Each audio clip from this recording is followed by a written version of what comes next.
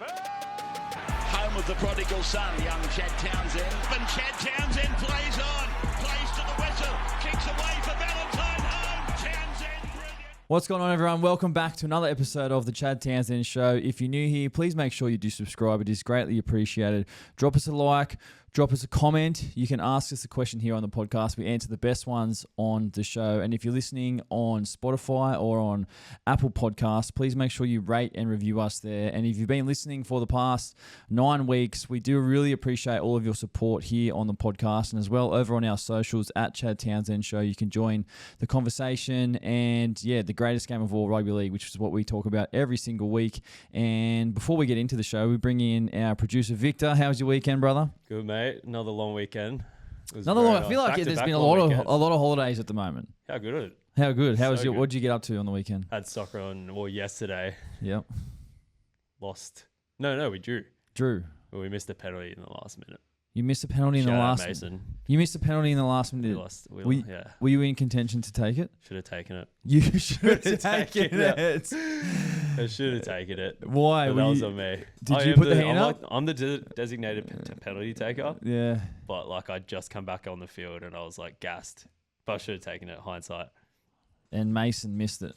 Mason missed so it. did you all get into him? Mason. Did you get into him after the game without missing it? No, it was a bit in head and hands kind of moment for him. So we laid off him. We'll get into him this week in training. I love that. Oh, don't you love that? I love that. All right, let's get into today's show, everyone. We'll have a look at today's show. We look at what's trending in the NRL, and obviously a lot happened over the weekend, which we're going to get right into over the course of the show. We react to the biggest moments from this past weekend. We have a look at our nominations for Big Footy Guy of the Week.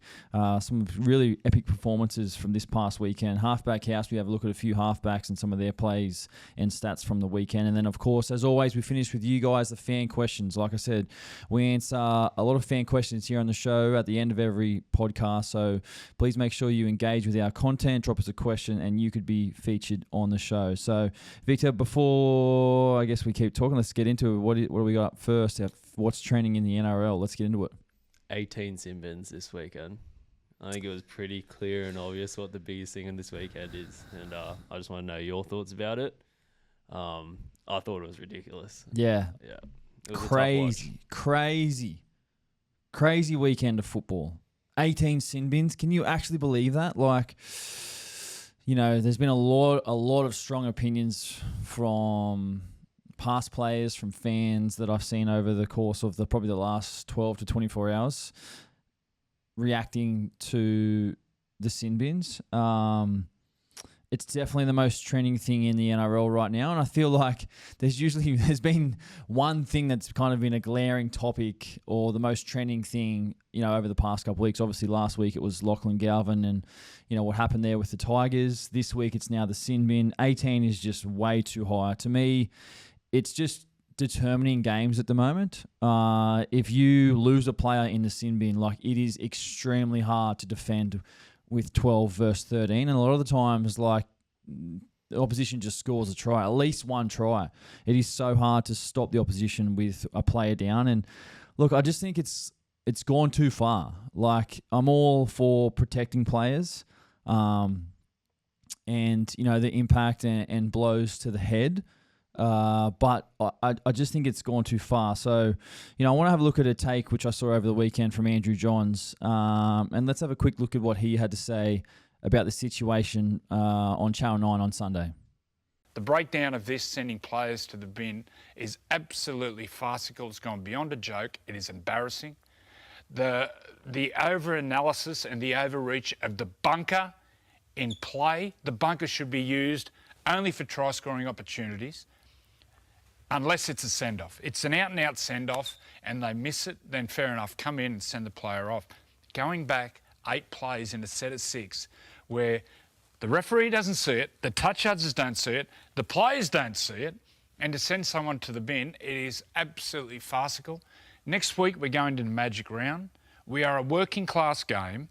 Our fans are working-class people. They save up all year to go to Magic Round, and to go out there and make a farce of this game will be disgraceful if it happens this week. I'm so frustrated by it. I reckon the players will be frustrated by it. But who owns the game? It's the fans. Without the fans watching on TV, there is no broadcast rights. Without the fans going to the games, there is no money in the game. The game will not be professional. So the fans get on and vote, because I'd imagine they are more frustrated than I am, because I'm watching things. Satili Tupanua knees someone in the head, which is a send-off. He doesn't get sent off. Yet someone, the other night, Bud Sullivan, someone accidentally pokes him in the eye and he gets penalised for it. Some of the sin bins, honestly, last night they challenged a head-eye tackle late and it was upheld. I don't know whose decision it is, but you need to come out tomorrow and you need to say why we're doing it, and you need to show examples and what players and what you want them to do with tackling techniques, because this is a farce. It is so embarrassing for the game. Joey, just absolutely cooking on the couch there. Yeah, look, there's a lot that Andrew John said that I absolutely love.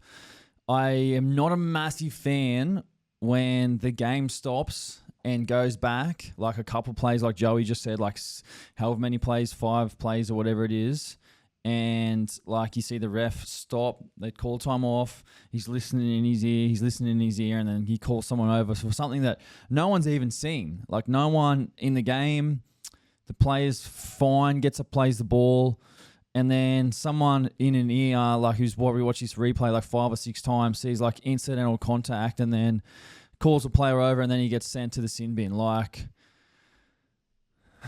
I don't know what's going on, and I agree with Joey in the fact that, you know, who is making these decisions? Like, for me, it's the ARL Commission. Like, they're the ones who, you know, tell the referees how to referee the game and force the rules.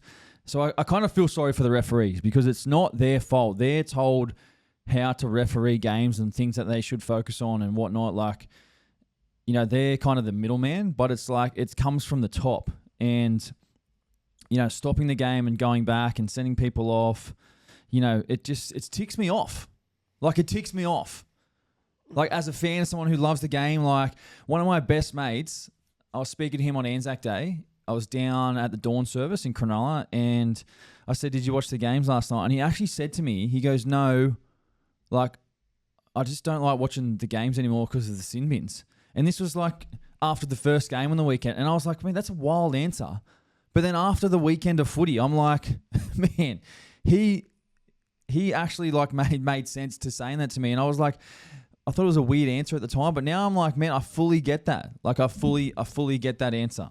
And Billy Slater said a couple of weeks ago, actually, which I thought was a really, really spot on comment. He said that, you know, why would we sort of, instead of signing a player on the field there and sending them off for 10, like, just deal with it after the game. Like, we can deal with it after the game with either, I know, a fine or suspension or whatever it is. He gets cited by the match review committee, but just constantly sending players off for like very small misdemeanor, incidental contact, like, it is.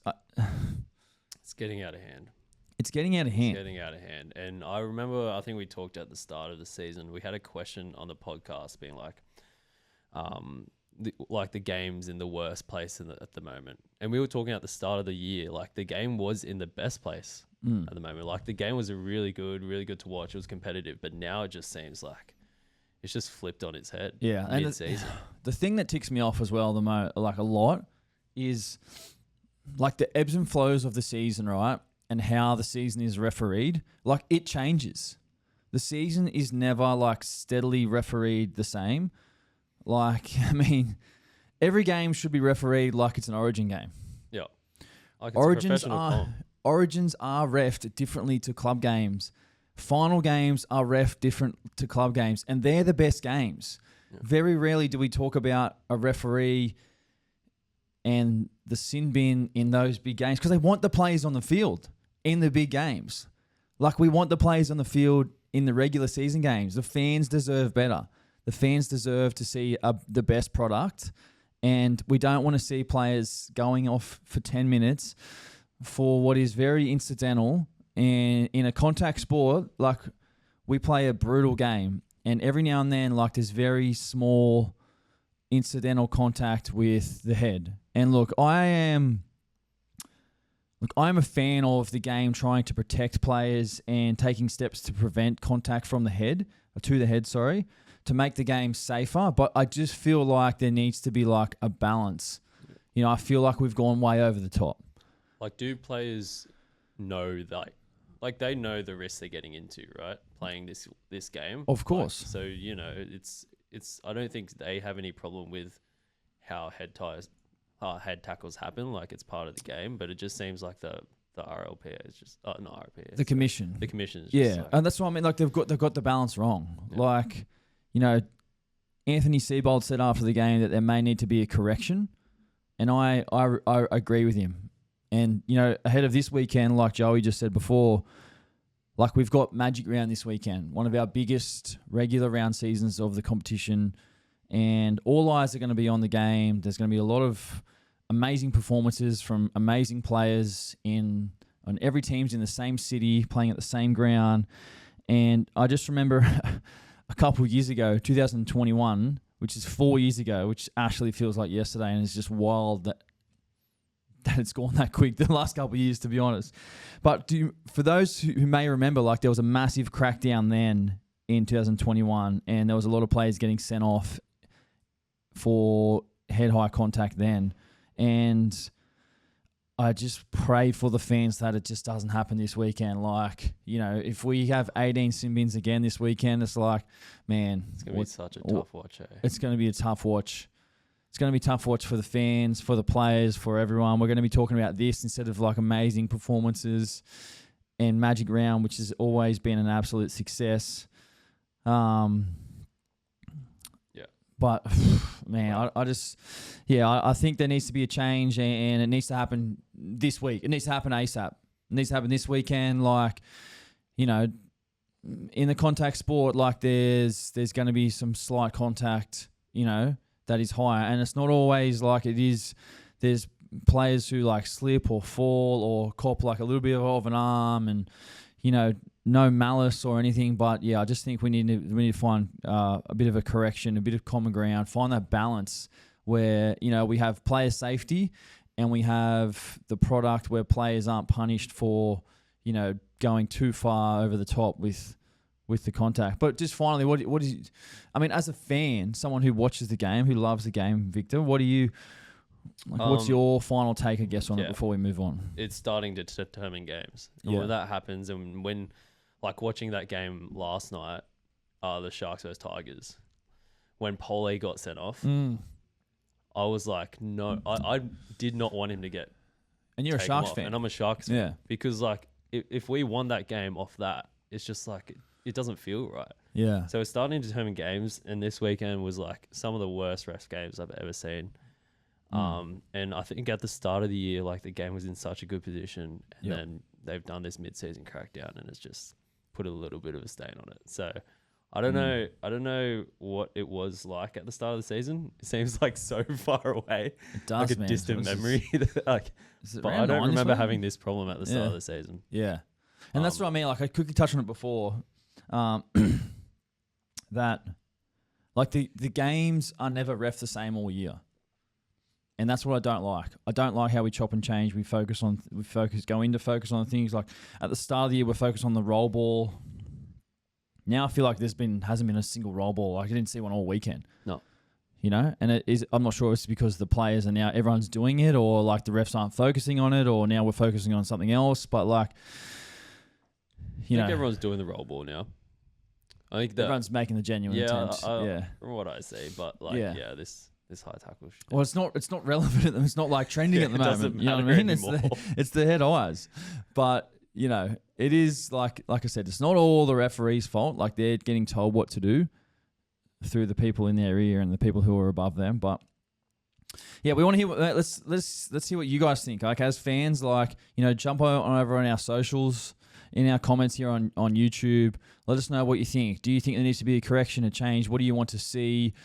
Who needs to be held accountable for this? Do we need some more information from people who are making these decisions on what they expect, or what is a head high and what is not a head high, and what deserves 10 in the bin and what doesn't? And do they feel like they've taken the balance too far? Like, you know, we want to hear what you guys think, what your guys' opinion is. That's the best thing about footy, is that we can all have an opinion on what's happening at the moment. Next up. What do we got let's next? move Yeah. on. The New South Wales squad. Yeah. Let's have a... There's a lot of selection headaches. Yeah. I'm going to read to you like a predicted lineup from sportingnews.com.au. I want to see what you think. Okay. We got Teddy at 1, Kiraz, Mitchell, Stephen Crichton, Brian To'o, Moses, Cleary, Terrell May, Reece Robson, Payne Haas, Angus Crichton, Ola Kawadu, Yo, and then on the bench we got Watson, Liam Martin, Barnett, and Kaloa Matangi. What are your thoughts on that predicted lineup? There's a lot that I like about it, but there are plenty of players not selected in that side. Notable, especially from last season. Some notable adds from T's I've just noticed here. Dylan Edwards, Jerome Luai, Jake Travojevic, Tom Travojevic, Hudson Young, Spencer Lenu, Bradman Best, Stefano Utoikamanu, Jacob Preston. I mean, this is not our team, by the way. Like Victor just said, this is a team predicted from sportingnews.com.au. I wouldn't have this team. I would make a few changes if I'm honest. Although I do love Teddy at fullback. I'd put Teddy in at fullback for sure. I like Moses there at 6. I think Moses and Cleary play in the halves together. Who else? I think Lenu needs to be in that squad. I think Spencer needs to be in there off the bench for sure. Yep. I'd put Spencer in there. I like Terrell May. I think he's been great for the Tigers so far this year. 84 minutes on the weekend. Yeah, I mean, the predicted team didn't have Hudson Young in there. I would have Hudson Young in there somewhere. I think his form has warranted that for the Raiders so far this year. He's been an absolute beast. Who else is there? Bradman Best. I mean, the Knights aren't going too great at the moment. You're probably happy with Latrell and Crichton. And like Tommy Turbo, he had his first game back on the weekend for Manly. Manly have the bye this weekend for Magic Round. And then he's got a couple of games to prove. I mean, if he's fit and ready to go, we need Turbo. Yep. We need Turbo in there somewhere. So, it might even be Crichton goes to the wing, Turbo goes to the centres, and, their predicted team here of Karaz, he might drop out. Although I do like Karaz. I think he's a future Origin player. But, maybe just... When was the last time we saw a Mitchell Turbo centre combo? It would have been a couple of years ago. Both of them were kind of missed. It's been a while. They've always kind of missed a game here. Injuries and whatever. They're a lethal combo. I miss watching Trell that. Mid, Turbo. I mean, Turbo right centre and just dominating from centre position, because he just goes everywhere. His support play is amazing. His ability to compete on kicks and come off his right edge. I remember a couple of years ago, I'm not sure what year it was, but he just dominated from centre. He was everywhere, scored a couple of tries, competing on kicks on the left side of the field. He was incredible. I think the biggest thing for me with Origin, and obviously Origin's getting closer and a lot of these predicted teams start to come out, is going to be around the Laurie Daly, and what he wants to do, because Laurie's coached Origin before, obviously got flicked, and now he's back. But he's had a long-standing, arrangement or involvement with the Blues. He understands Origin, right? That's why he's the coach now. They've brought him back for a reason.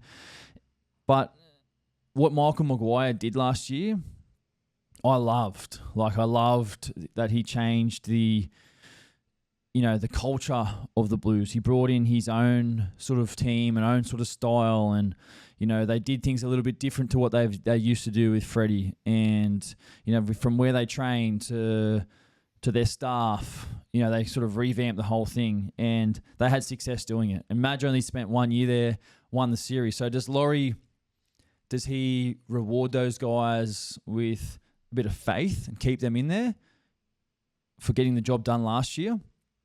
Or does he look to sort of completely overhaul and change as well? Obviously, Laurie brought in Dylan Edwards last year and dropped Teddy. But at the moment, Teddy is arguably one of the best fullbacks in the competition. The best fullback in the comp at the and moment. He's in outstanding form. So Bradman Best obviously played last year. Jake Travojevic was captain last year. What does he do there? So these are all the things, all the questions that Laurie Daly will have to answer, and obviously,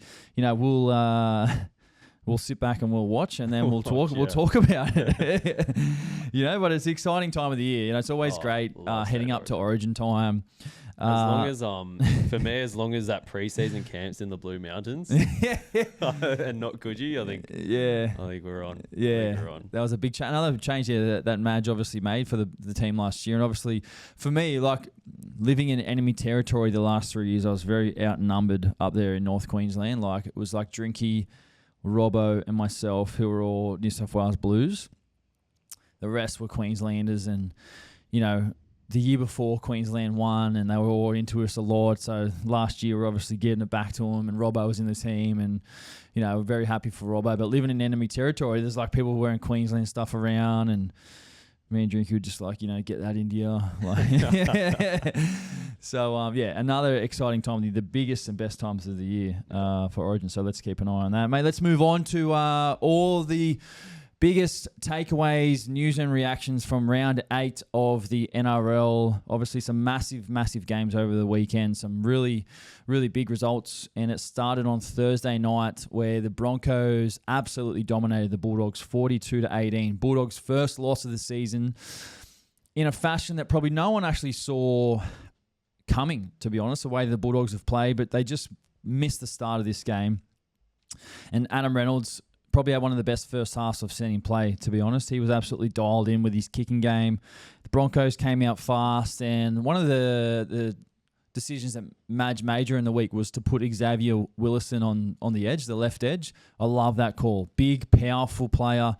I know as a opposition halfback, if you've got someone like him running a little bit wider at you, and when you're isolated, like that's a really big tackle and really hard to handle. So I really like the call from Maguire to give Willison a turn on the edge, and he was able to score the first try. And breaking down that play, I really love the play from the Broncos, because the thing with the Bulldogs is they've got a very fast moving defensive line. Like they work extremely hard from the inside, and they move up, and then they all sort of move out together.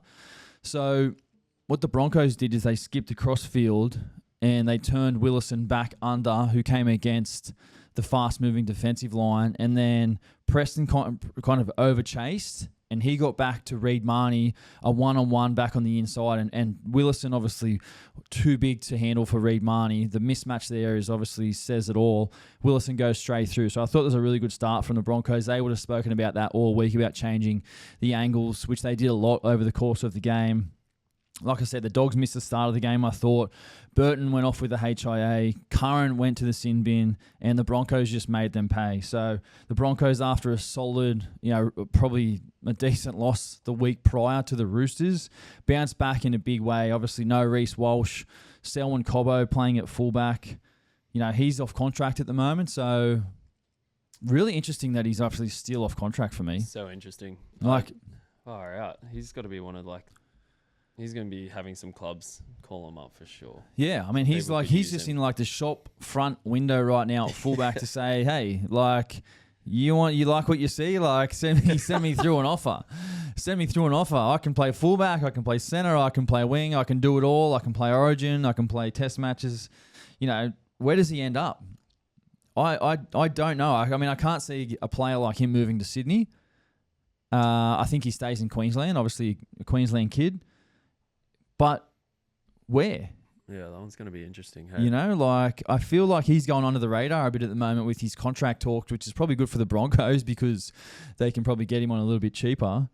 Where if you're training and you're out there and you're in the media and you're off contract, it tends to just push your price up a bit more. So maybe his management need to just that could be next week's story, to be honest. We never know. I think his management need to do a bit of whatever it's called, just push Galvin. Yeah, push him out there a bit more. Push him out there in the shop front window because Selwyn Cobbo off contract.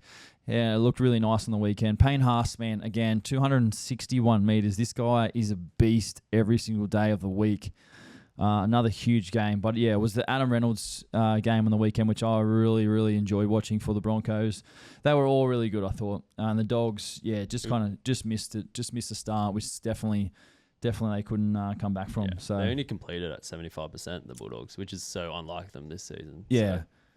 Yeah, no, and I they've think been made a really lot of good. errors. Yeah, they have been really good in that department. So, yeah, look, you can't win them all. It's a long season. They've had a great start to the year. One loss isn't going to obviously define their year. They obviously just take a lot of lessons, a lot of takeaways, and move on. But I think the biggest thing for the Dogs as well, another key takeaway was like they're going to have a few suspensions out of that game.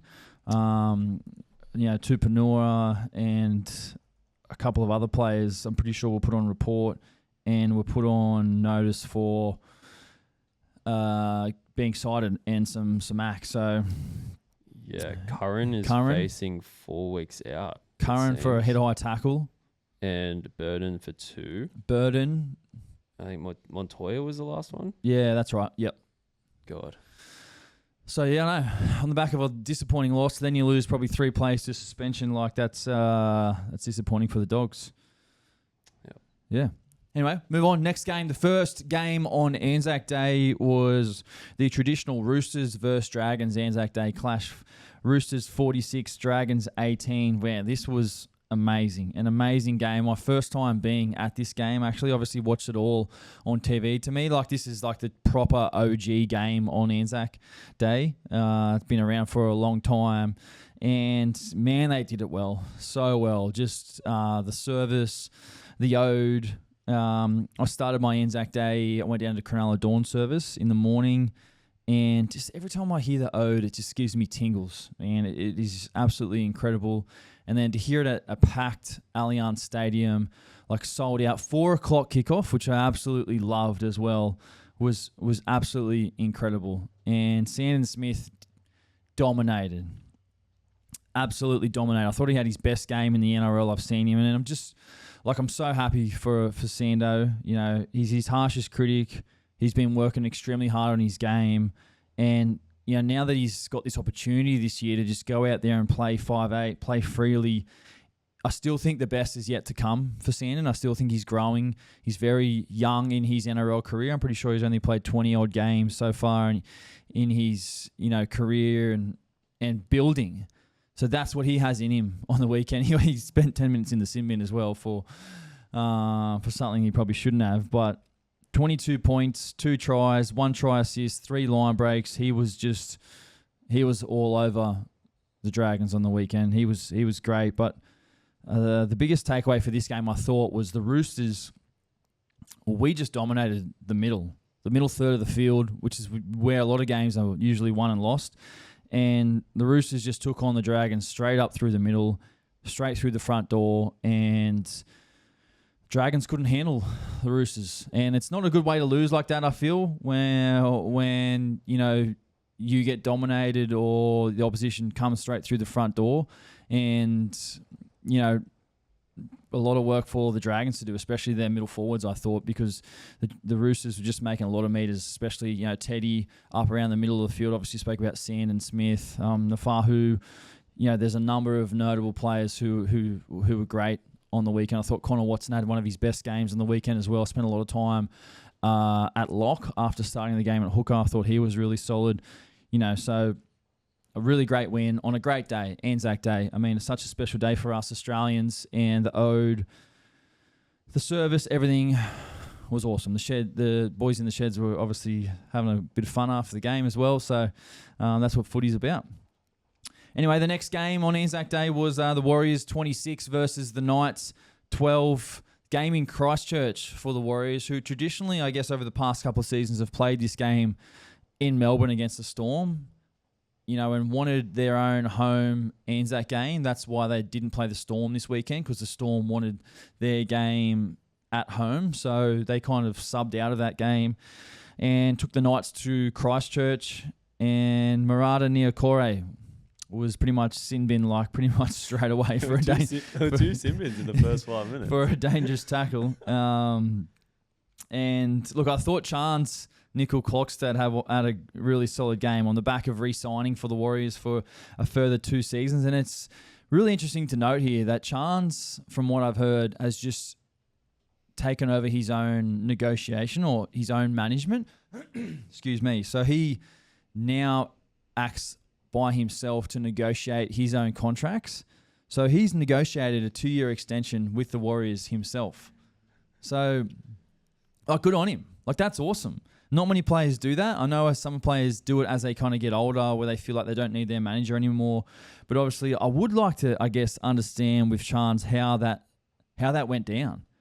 You know, because a lot of the time, when an agent talks to a club, it's like if you're buying a house. You know what I mean? Like, you know, the agent obviously is going for top dollar, and the club is obviously going for bottom dollar. So you got to kind of meet in the middle. So, you know, to try and not take it personal, I feel for Chance would have been hard if he's emailing the club and saying, look, I value myself at this amount. You know, let's just say it's 600, all right? I value myself at this amount, and then the club says, no, we value you here. You know, to not take that lower ball offer, you know, personal is hard. Is hard. You know what I mean? You got to be like back yourself to say, no, like this is what I feel. So, yeah, it'd be an interesting sort of conversation, I feel, with Chance to sort of ask him and say, mate, how was the process? What did you feel like? Was the positives? What do you think, you know, you didn't like about it? So, but all in all, a good result for him to re-sign for 2 years, and I thought he was solid on the weekend.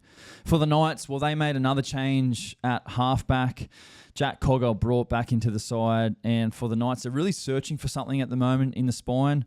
A lot of rearranging the spine at the moment, and the Knights on the back of a couple of losses. Well, the heat is piling on them, and we've spoken last week, the last couple of weeks. I mean, everyone has their inability to score points and probably get a win. I mean, because they're not winning, it's easy for people to say like they can't score points, and it's just one of those things that just happens when you're in a bit of a rut or you're in a bit of a lull. Like, you know, these things pile up. So the heat is piling on, especially probably the coach at the moment. You know, when you've got someone like Kalen Ponga, who is such a gun, you know, need to get him unlocked.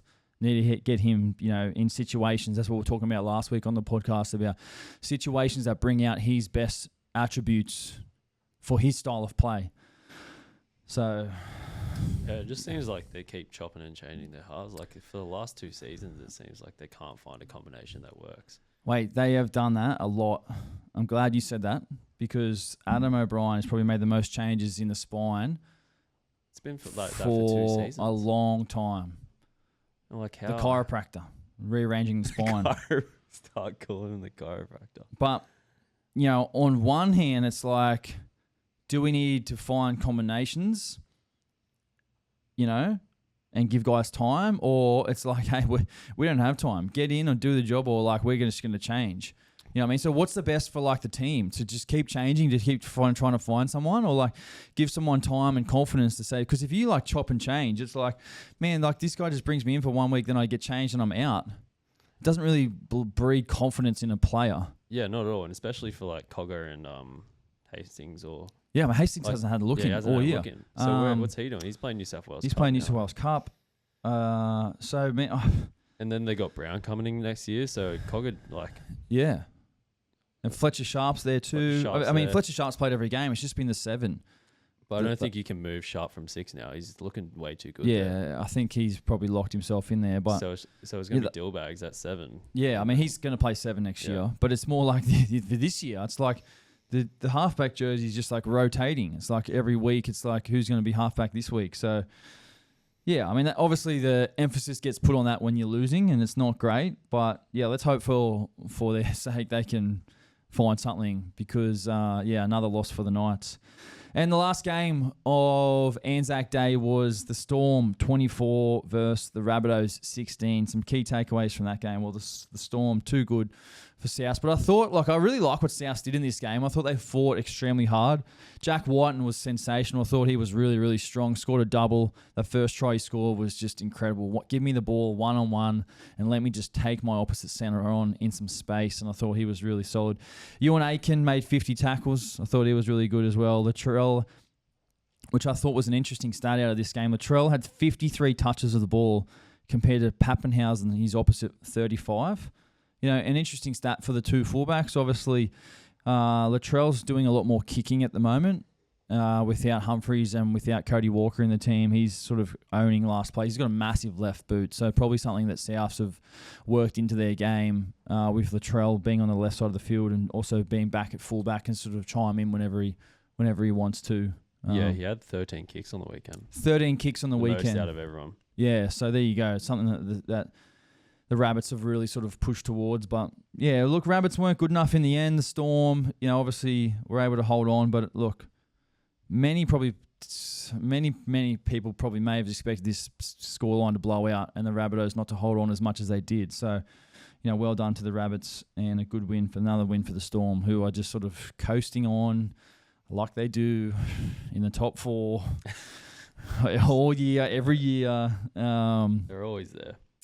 A Storm bet of like finishing top 4 is like nowadays just like it's just a lock. It's a lock. Like put it in a multi. It's just a lock. So, you got it. What do you reckon about like the fullback situation at Rabbitohs? Do you think it's Trells or do you think it's Gray? Yeah, look, this is. I'm glad you asked this question because I think it's Latrell Mitchell. Like Latrell Mitchell, his fullback is his best position. He's the highest paid player at Souths. He's the best player at Souths. He needs to touch the ball like a lot. Like 53 is good. He could probably...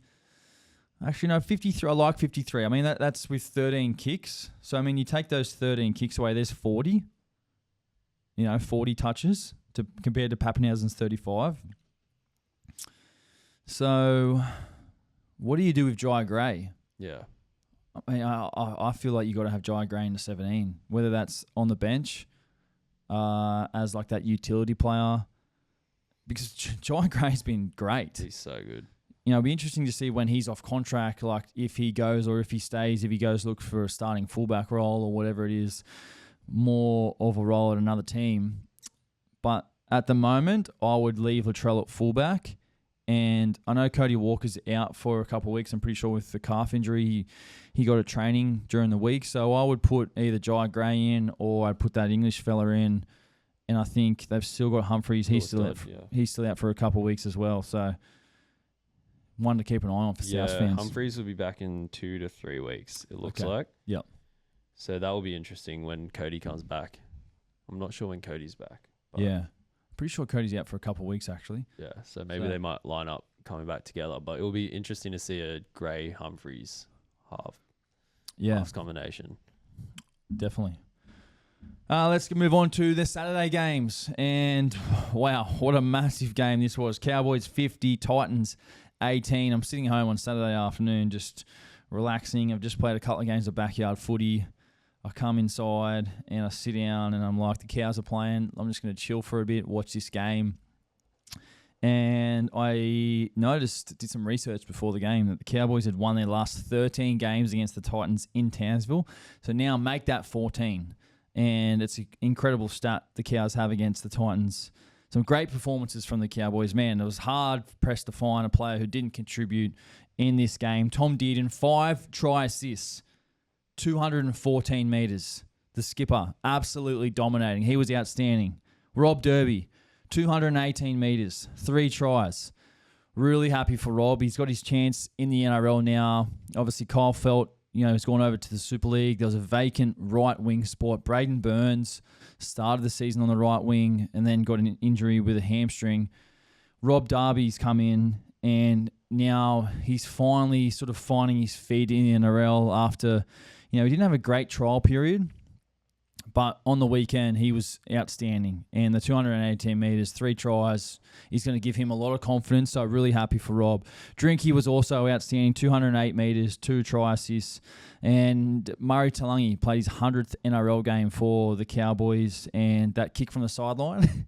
I don't know if you guys saw it, but they scored a late try, and Drinky said, "Here you go, Muzz, you have a kick from the sideline." And as soon as Drinky gave him the ball, and I saw Muzz have the ball in his hand, I was laughing because Muzz, after captain's run, he practices his goal kicking every week, and he's always saying I'm 4th string, I'm 3rd or 4th string or whatever it is. So when he got the ball, I was like, if he kicks this, it's not going to surprise me. He's got great technique. He's a great basketball player. He's just good at sports. So, when he kicked that goal from the sideline, I was like, man, that doesn't surprise me. Great kick. Jeremiah Nene, well, he looked like back to Maya's normal self. I was really happy for Maya. Back smiling, really determined look in his eyes. Scored a try. Looked really confident as well. Obviously had a rough start to the year. Meyer, but, played a lot of footy with Meyer and just so happy to see him bounce back and having fun on the field. I thought he was outstanding. And for the Titans, well, I mean, there's not really too much to say about the Titans. They were pretty poor on the weekend. The tale of their game on the weekend was probably the fact they missed 47 tackles. They just did not turn up defensively, leaked 50 points. Yeah, and that stat, they were, whatever they say, once you leak 50, you can't win the comp. I don't know. The media loves saying that, like, they've conceded 50, put a line through them. Someone's going to do it one day. Someone's going to do it. I don't think it'll be the Titans this year, but I think someone's going to do it. Someone's going to do it and win the comp. Someone's going to leak 50 during the year and then win the comp. Yeah. And then they're just going to say to all the journos, like, get that up your journos. You put a line for us and whatever. But, yeah, the Titans, poor. They were very poor on the weekend. They just, didn't handle the occasion, didn't handle anything the Cowboys threw at them. So, we'll have a long, hard review and look at themselves this week, I'd say. Next game of the weekend was Manly 26 versus the Panthers 10.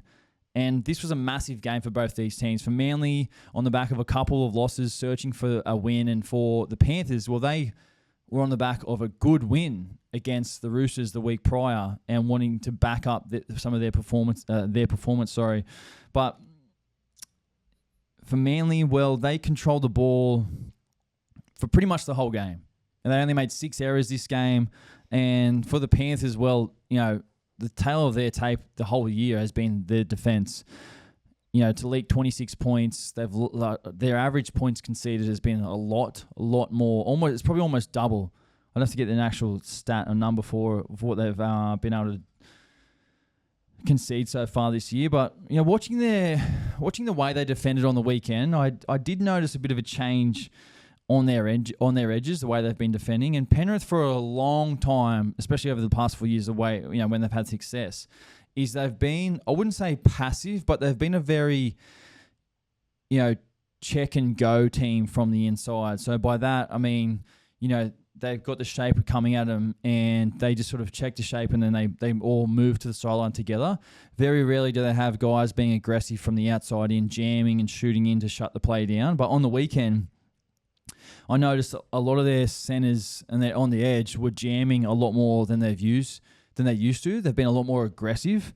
So that just sort of says to me that, hey, what they've been doing hasn't been working. They needed to make a change. So, obviously with their personnel as well, like you look on their edges now, it's very different to what they've had over the past couple of years. They've lost a lot of players. They've got a lot of younger players in there. And I feel like the Panthers have made some adjustments on the edge because what they've done hasn't worked. So, again on the weekend, it probably wasn't great for them. Didn't work. Conceding 26 points. For Manly, I thought Jake Simkin, actually, the hooker, I thought he was really, really solid. Had a great game, ran for 100 metres, made 32 tackles in 58 minutes. He looked really, really nice. Some of his touches and his creativity in running game I thought was really, really solid. And one thing I want to talk about just from this game was something I absolutely loved was the DCE try assist for Tolu Kola. Now, if we have a look at this play, if we pause it right there, you see Kola in the background. He leaves the left edge. So he's come off. He's got the call from Cherry Evans. Manly have got the ball 2 passes wide, and then Cherry Evans gets the ball and he goes straight. Turbo, if you look at Turbo, he swings really wide to bring in the center. To bring the center up to jam, and it's Talangi who looks at Turbo and he comes up just a touch ahead of the line, and it's Olakawatu who just goes hard down line off Cherry Evans' hip, and then Cherry Evans doesn't even really look. He stops and just pops up a nice little pass for Kohler to go straight through that gap and then scores what is absolutely an incredible try. This is a play that I absolutely love. Used a lot when I was up at North Queensland with Drinky and Tommy. And the Sea Eagles just executed this try to perfection. So well done to Cherry Evans, Turbo, and Kohler for getting this on. And you've got no doubt that whoever plays Manly after the bye, that's going to be on the tip sheet.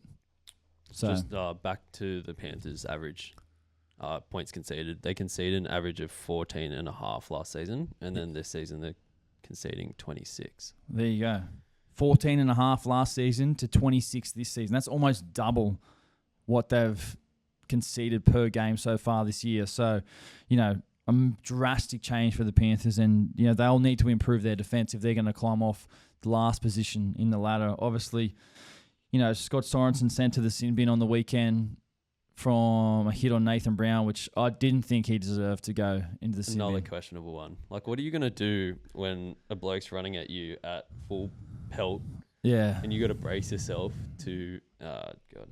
Insane. So again, another can of worms Andrew Johns broke this one down again as well on Sunday on the Footy Show. Like, Nathan Brown's running 100 mile an hour and Sorenson just hits him with everything he's got. But, did not deserve to go into the bin. I think it was slightly sort of his head sort of, if you watch it again, it's like, how's he get sent off for that? And he's looking at 2 weeks suspension now. Because, I think like what John said, because we can't show the reel, but if you put your arm out, he's going to go straight through it. You're dislocating it. If you go low, you're going to knock yourself out. It's like, what are you supposed to do? So the league want players to go lower.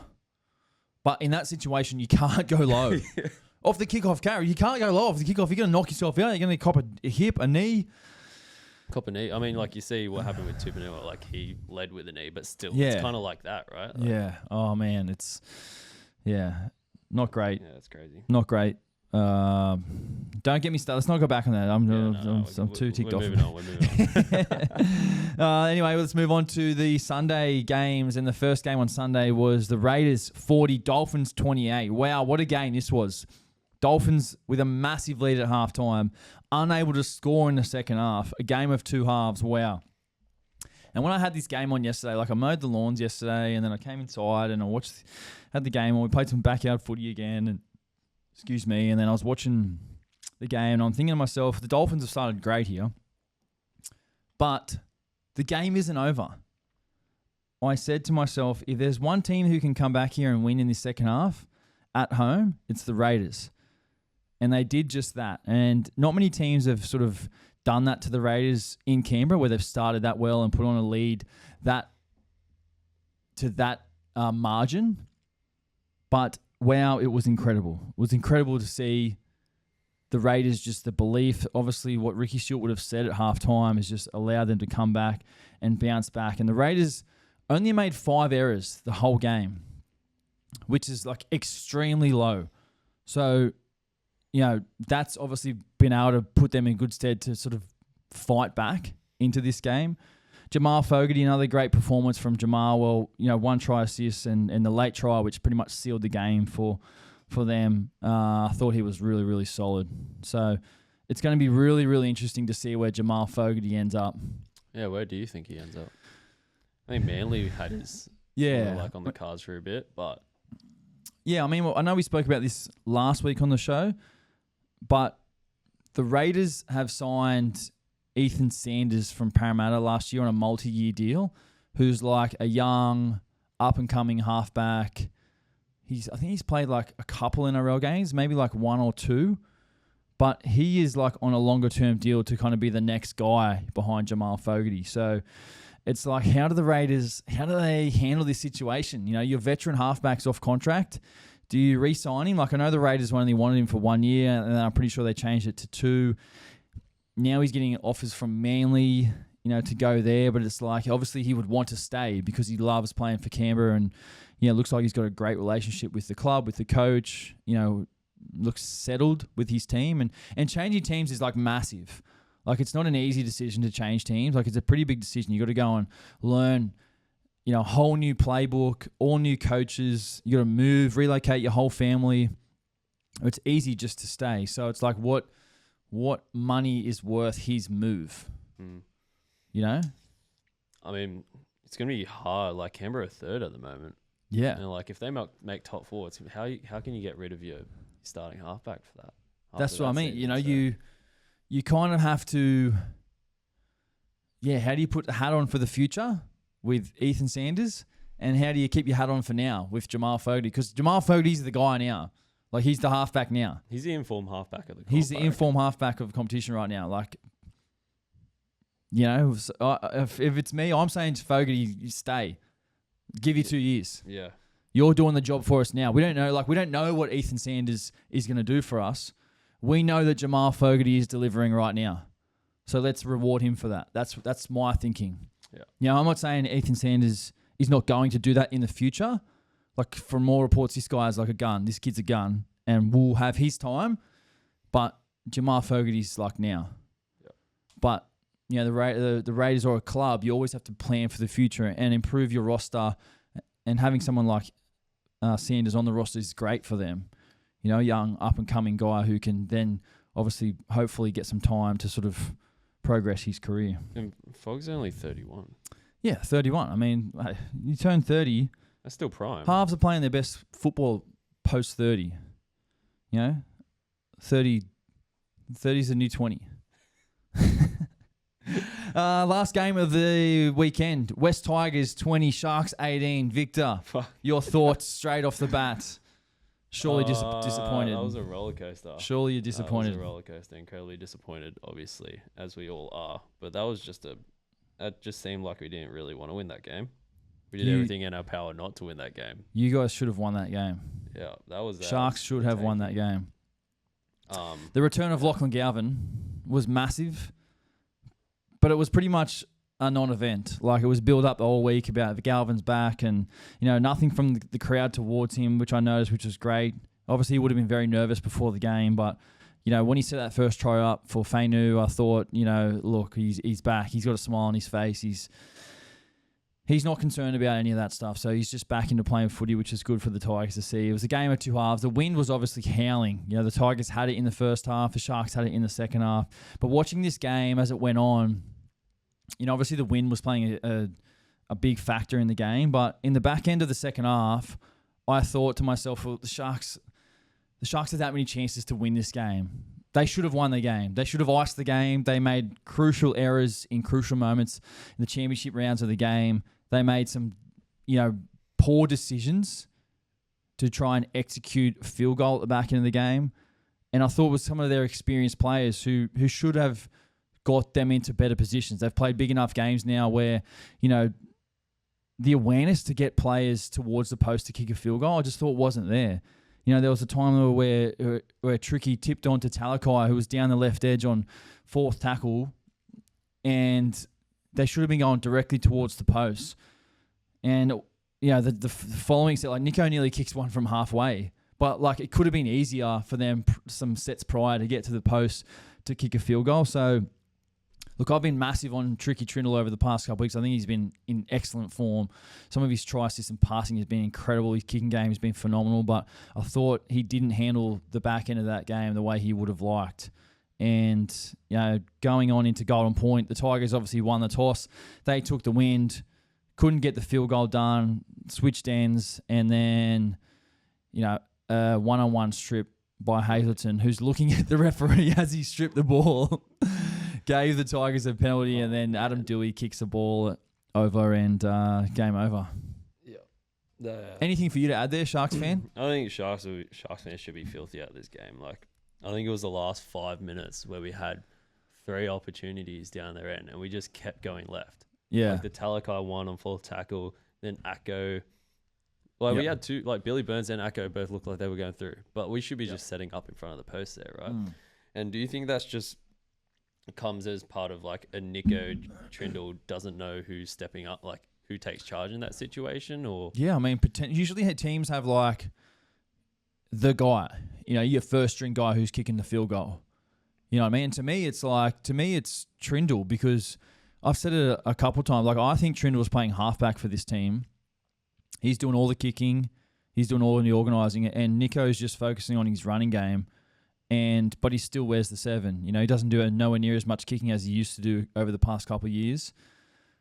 But yeah, Niko's obviously still goal kicking, but Tricky's got a massive boot and a great kick on him. Yeah. And they're utilising that because that's the strength of his. So, but who is the number one guy for the field goal? Obviously, it seems like none of them knew. It's like, who's your first string? Who's your guy to win the game? Who's going to get all the credit? Exactly. You know what I mean? And if it's Tricky, like, is Niko okay with that? You say yes, but some guys aren't. Some guys are funny like that.